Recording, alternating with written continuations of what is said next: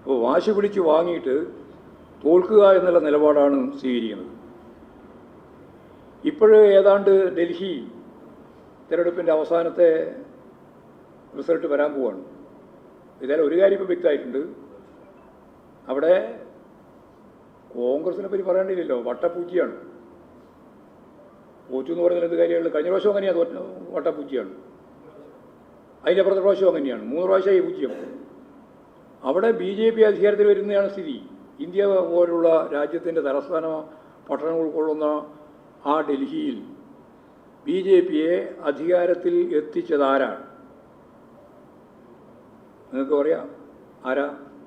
ഒരേ ഒരാളാണ്. അതാരാ? കോൺഗ്രസ്സാണ്.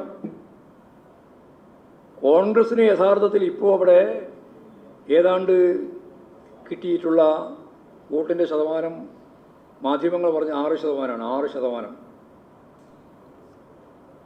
AIPക്ക് 43.11% എന്ന് പറഞ്ഞാൽ ഏതാണ്ട് 50% വോട്ട് BJP വിരുദ്ധ വോട്ട് ഇന്ത്യ ബ്ലോക്കിൻ്റെ ഭാഗമായിട്ട് മുമ്പ് മത്സരിച്ചവർക്ക് ഇപ്പോൾ കിട്ടിയിട്ടുണ്ട്.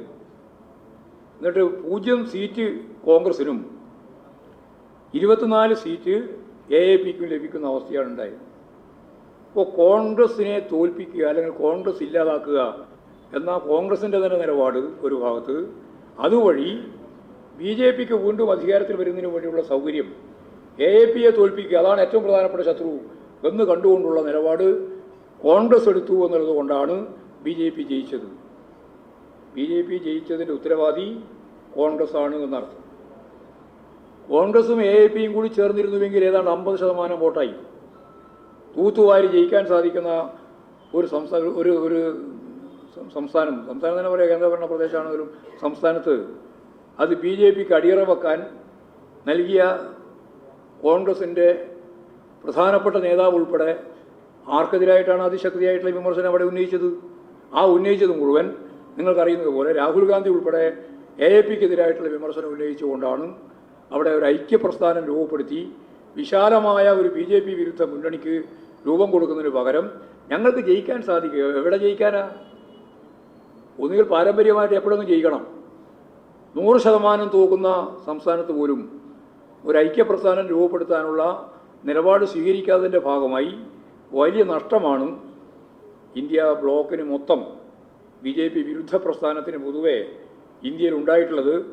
അത് കോൺഗ്രസിൻ്റെ ഈ നിലപാടാണ്. ഈ കോൺഗ്രസ് നിലപാട് എപ്പോഴും വലിയേട്ടൻ മനോഭാവത്തോടെ ഞങ്ങൾ പണ്ട് ഭരിച്ചതാണ് എന്ന് പറഞ്ഞിട്ട് മത്സരിക്കാൻ പുറപ്പെട്ടാൽ ഇത്തരത്തിലുള്ള ഹരിയാനയിലും അത് തന്നെയാണ് ഉണ്ടായത്, ഇപ്പോൾ ഡൽഹിയിലും അത് തന്നെയാണ് ഉണ്ടായിട്ടുള്ളത്.